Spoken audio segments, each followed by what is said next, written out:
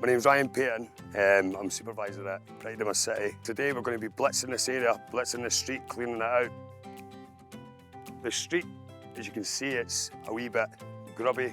You've got weeds up the back line that we would call the back line. Then you've got your gully, which is loads of weeds as well. So our teams would come in, remove the weeds out of the gully, between the curbs, as you can see, and the top side of the curbs and your back line. Once we've removed it, we sweep it, we'll bag it, and then we'll put it on a vehicle, and then it'll go away to the tip.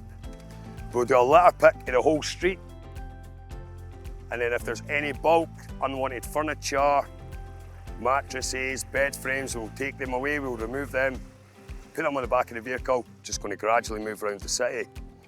De-weeding and decluttering Edinburgh streets and getting them up to a grade A standard.